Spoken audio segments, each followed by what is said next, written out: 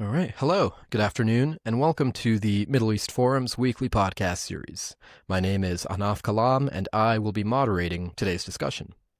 We are pleased to be joined today by the author Edwin Black, joining us to discuss his most recent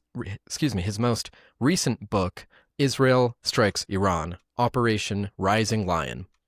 Mr. Black will speak for 15 minutes, followed by a 15-minute Q&A session from the audience. And if you'd like to ask a question, please feel free to use the Q&A box located at the bottom of your screen to type your question. And with that, I will turn the discussion over to Mr. Edwin Black. Thank you very much for having me. I'd like to first give an unauthorized advertisement for the Middle East Forum. This is one of the most important and informed forums on the Middle East that is serving the community today. So I'm very happy to be here. I'm very happy for the work that you and Daniel Pipes and the rest of your team is doing. And no one paid me to say that. Thank you very much for inviting me. I'd like to talk to you about Israel Strikes Iran, Operation Rising Lion, which is my new book, my latest book. It came out just 2 weeks after the war ended, and a lot of people asked how that was possible. This is not a war diary, but the backstory of how we got here. And in essence, I wrote the book years ago, and I've been waiting this long for the last chapter to be written and the subtitle to be enunciated. And of course, that happened with the 12-day war. Ladies and gentlemen, it took more than 20 years of meticulous planning and practice for Israel to launch Operation Rising Lion. The Jewish state used every tool it could muster, from the clandestine forces of Mossad, which we've all heard about, to its mighty air arsenal. It took almost 2 decades for America to develop the munitions and delivery system to finish the job. I was actually the very first one years ago to reveal the existence of the massive ordnance penetrator. But more than mere munitions, it was the mental trigger that made the 12-day war an explosive reality. The turning point for Israel was October 7th, followed by the frightening certitude that Iran was just 2 weeks away from nuclear readiness. Iran's warhead, developed with the help of Ukrainian nuclear scientist Vyacheslav Danilenko, was an R-265 shock generator assembled in 2 hemispheres. Its surface was lined with 5mm channels stuffed with PETN explosive. It was configured to simultaneously implode with a massive force from all directions, transduced into an exploding bridge wire fuse that was connected to a neutron initiator, and that was primed to emit the stray neutron into the metallized 90% U-235 HEU, that's highly enriched uranium sphere at its core, to ignite the chain reaction, producing a mushroom cloud, just as the Shahab-3 rocket carrying the warhead reached 550 meters above ground. The bomb prototype had actually already been tested with tungsten in a giant bomb chamber equipped with special high-speed cameras for scientific review. In 2024, the International Atomic Energy Agency, the IAEA, detected particles of uranium enriched to 83.9%. That's basically equivalent to the weapons grade 90% requisite for a nuclear explosion. Remember, the bomb we dropped on, I believe, Nagasaki was only 80% HEU. So in a final flurry of murderous engineering, Iranian scientists at the Semnan missile site that's north of Tehran were trying to affix these warheads not to a Shahab-3, which they'd been practicing on for so long and mastered, but to an exospheric Gayam-100 space-launched missile, which could attack Israel from above at an especially hard-to-intercept oblique angle. So Israel's worried realizations finally fused into action under the new conception. The old Concepcia died on October 7th, 2023. The new Concepcia was born on October 8th, 2023.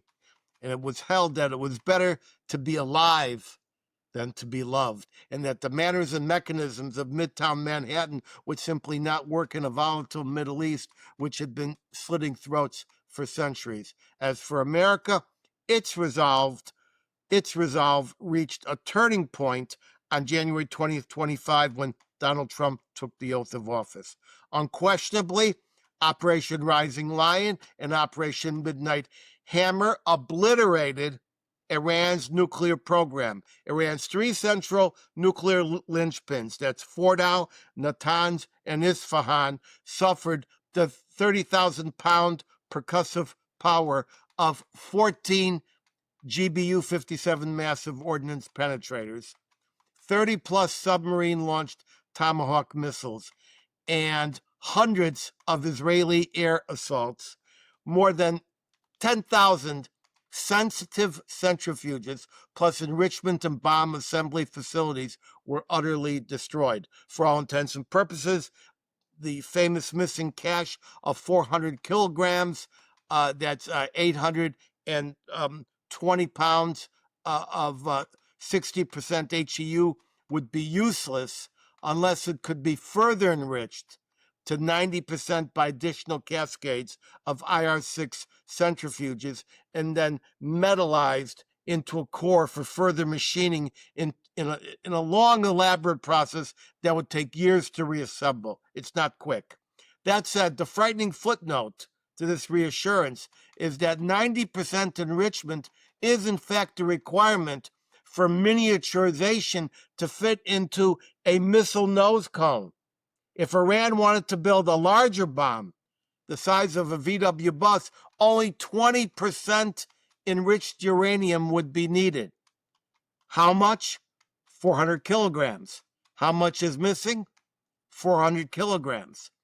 Putting aside the fallacious and low-confidence initial bomb damage assessment that spoke of a nuclear bomb process disrupted for mere months, the experts at the IAEA, the CIA, Israel's intelligence community, and the top independent nuclear watchdogs all agree that damage created years of forced disruption of Iran's nuclear program.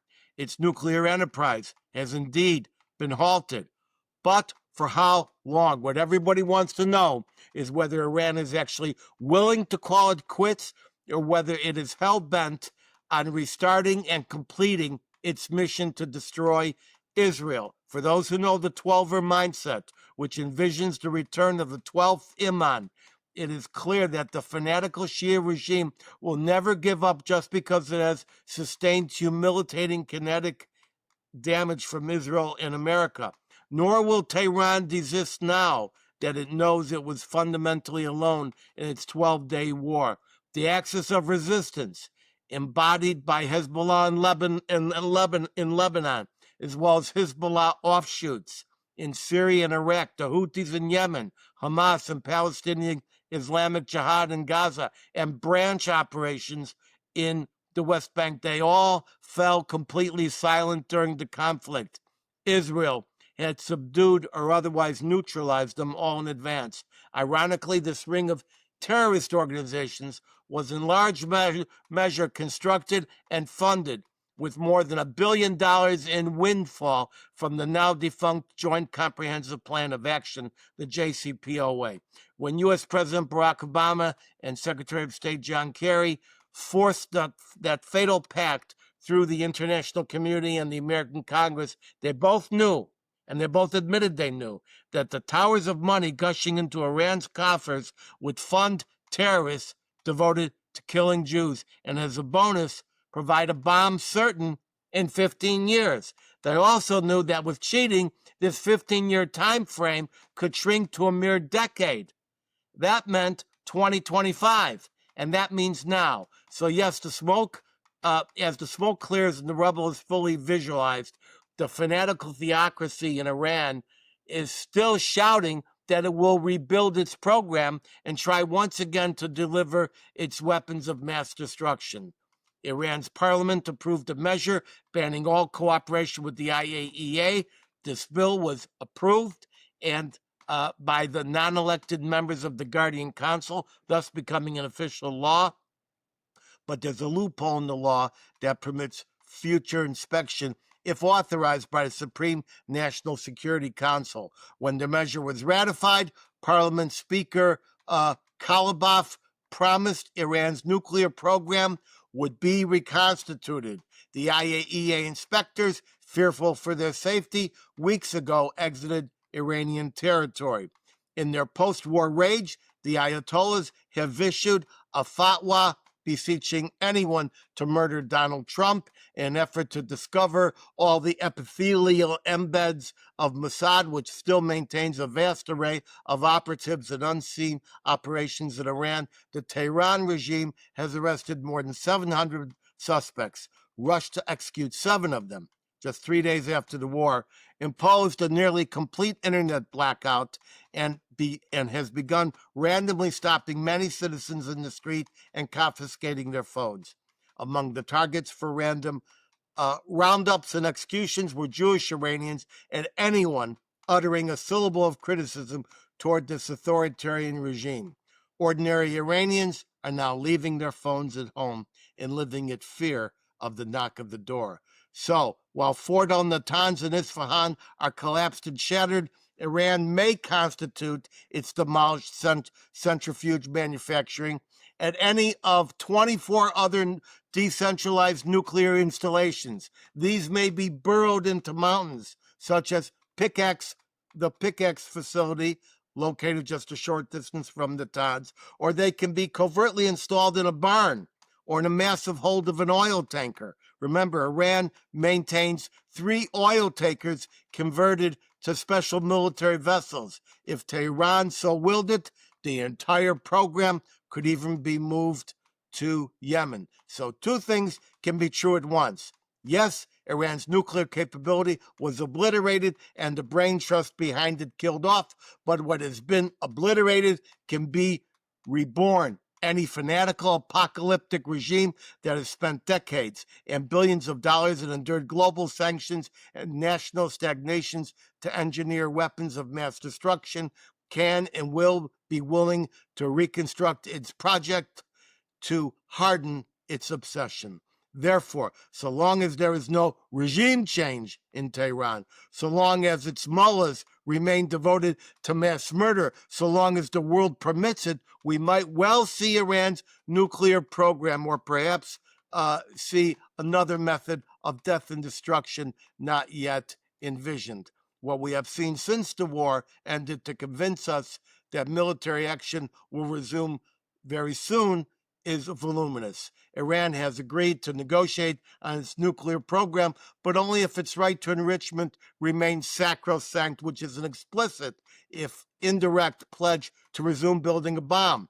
Resuscitation of the suffocated axis of resistance is now underway, with hundreds of millions of dollars being funneled through Turkey to rebuild Hezbollah's attack capabilities, even at the risk of sparking another civil war with a bold new Lebanese government that demands Hezbollah disarm. We hear Iran deny that a ceasefire was ever reached, only a mutual pause in military action.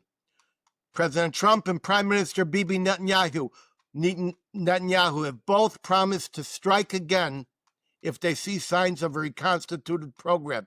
Netanyahu even warned, quote, "We will treat Iran's nuclear program like a cancer that needs to be constantly monitored and possibly treated again and again. We think we know where Iran's enriched uranium is located. It is sort of located underground in a certain location. Therefore, both the Israeli and American administrations remain skeptical and laser-focused. Tehran announced that its newly appointed head of the armed forces would remain anonymous for his own protection. Mossad was quick to issue a message.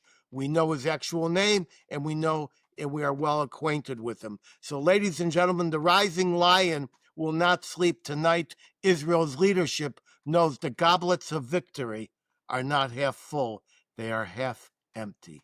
Thank you very much.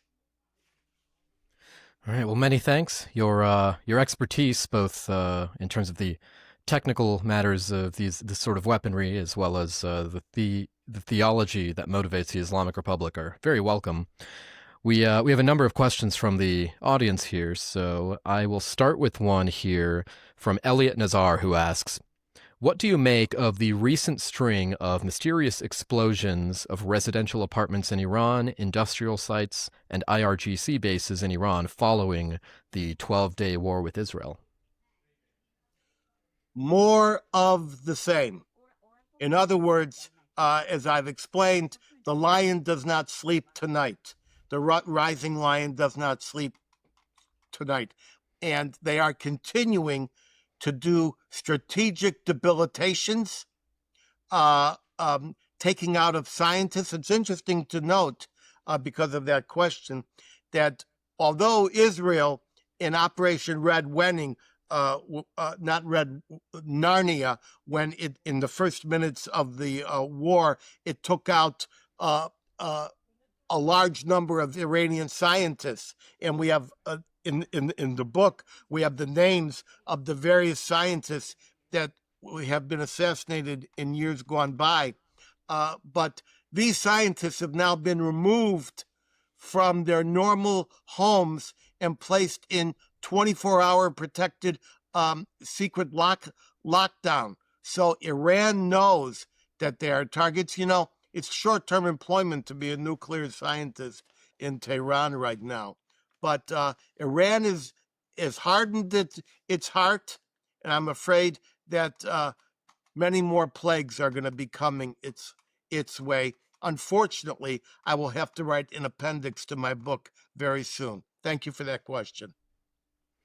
Well, thank you. Now, in your remarks, you correctly noted that the only way to really disarm this threat of a nuclear Iran is, in fact, with regime change of the Islamic Republic and the Ayatollahs.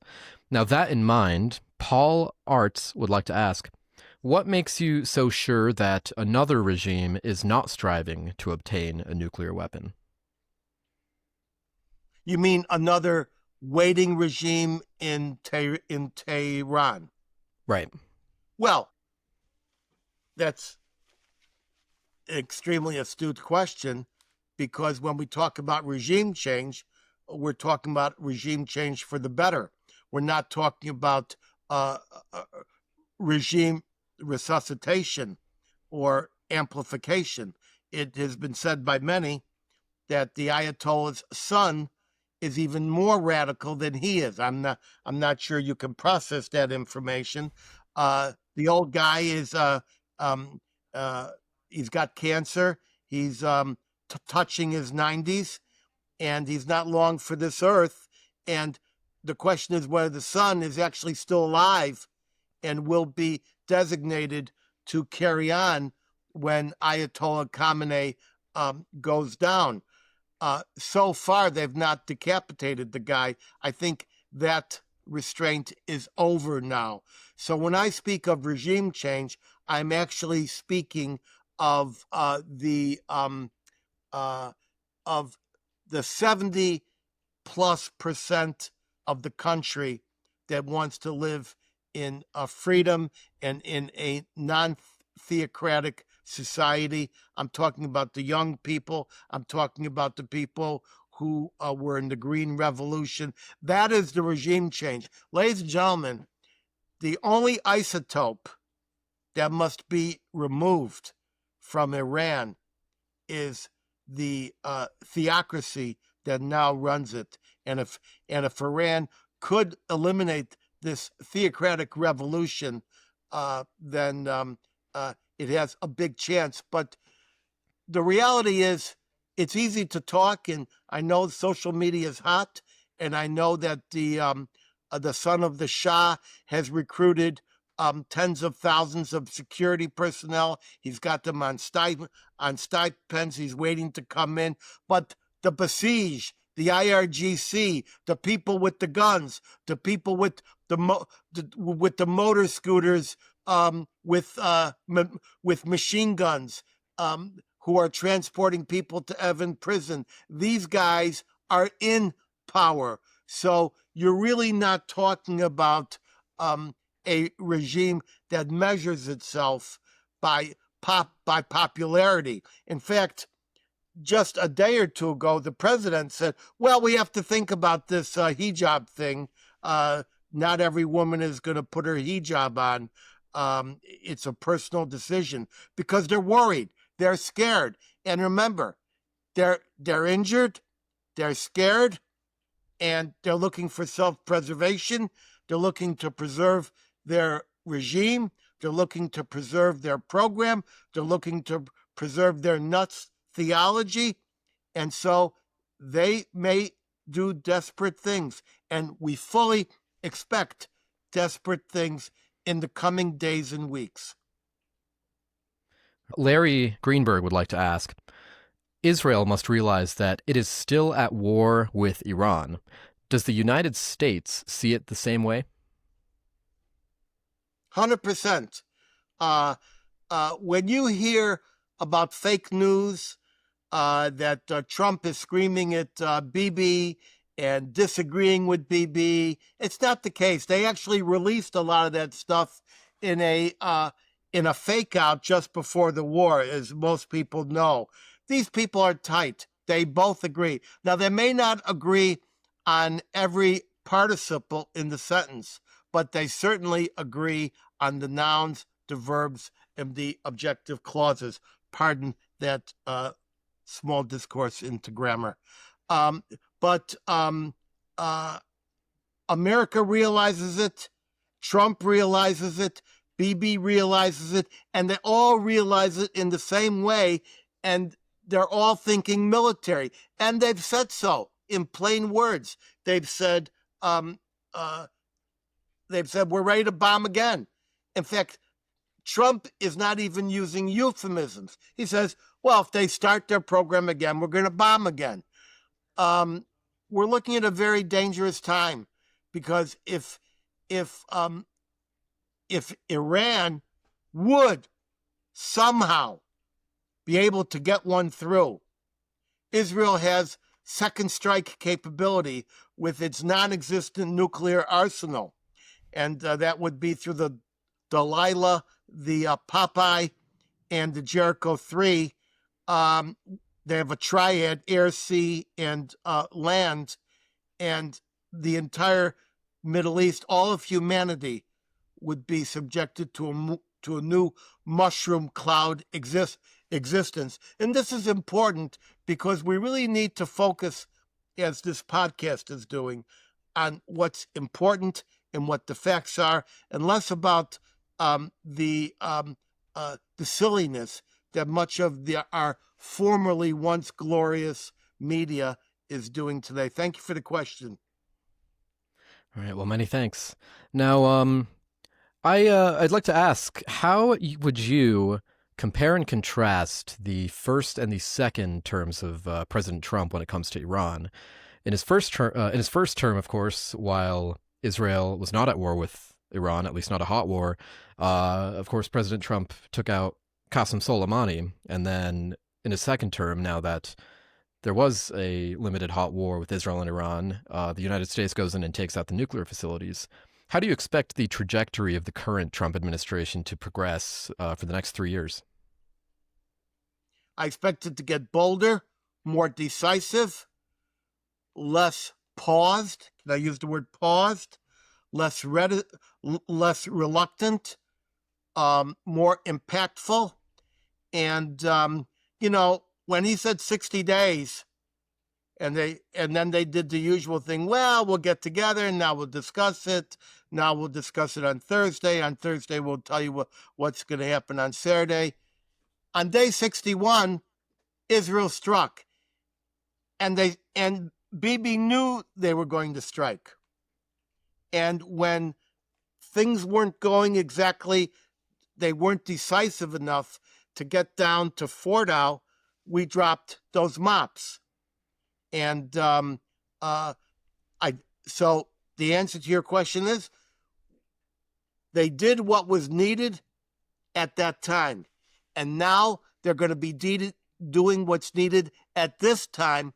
And in view of the fact that currently most people think he only has two terms, he will have to be looking ahead to make sure he's taking care of not only what's going to happen during the next 3 years, but the 4 years after that. All right, many thanks. Thank you. Thank you. Now, going to another question here. It's a bit long, mildly tangential, but it comes back to the point here. Comes from Richard, who asks, how do you assess the most recent U.S.-mediated peace deal between Armenia and Azerbaijan and the introduction of a, quote, Trump peace and prosperity road in the Southern Caucasus with regard to U.S. capabilities to project influence into northern Iran and observe and pressure the Iranian regime? I don't see that as first and foremost a avenue into Iran. I feel that's Trump being a peacemaker, as Trump likes to be. The way to Iran will not be through Azerbaijan, although that's very important in strategic ways, which I cannot discuss at this time. And I think what we should look for more is Somaliland. And Somaliland is right across the street from Yemen. And Somaliland, there's, I can't tell you too much about what's going on there, but things are going on there both with Israel, the UAE, and the United States. And I think that Yemen is a very important laboratory of destruction that Iran is using, and that has to be terminated in the very near future. So, although they've made this Trump passageway of prosperity and all that stuff, I think it's just another, pardon the use of the term, vanilla peace treaty that he's worked out, and it's actually militarily less advantageous to be 2 minutes away from Iran than to be 5 hours away from Iran, because that's part of what you don't want. Is you don't want to have your assets vulnerable. For heaven's sakes, we're in Djibouti. We're all over the Horn of Africa. We're in the Strait of Hormuz. We're around. So it's a good question. It's understandable, but strategically, I would look more to Somaliland than this new thing up in Azerbaijan and Armenia. But I'm so happy that these two foes have finally achieved a semblance of peace. And remember, even a lousy peace is better than a good war. Yes, completely agreed. Completely. Thank you for your answer there. I think we started just a minute or so late, so I will end with this question, if you don't mind. It comes from Ziva Dal, who asks, will the new Israeli Gaza strategy and the Hamas disinformation war negatively impact the new geopolitical dynamic post-Operation Rising Lion? Yes, it will. It will. I mean, I can talk to you and you can talk to me, but the dumb people are not listening to this podcast. And the lies that are being told about Israel and about what's going on in Gaza, this whole strategy of 350 plus miles of tunnel and not one bomb shelter for the people, where Hamas is engineering strategic starvation, where Israel's got to go in and substitute its own aid delivery for the failed delivery of the UN, the rise of anti-Semitism. I mean, what's Hamas supposed to think when they have cheerleaders at Columbia. I think the international dynamic is a bad one. It's dark. You're not going to like it. And people like Mr. Kalam and myself and yourself are discussing it now. But I fear that our discussions and our intellect will be overwhelmed by falsity, fakery, and hatred in the near-term future.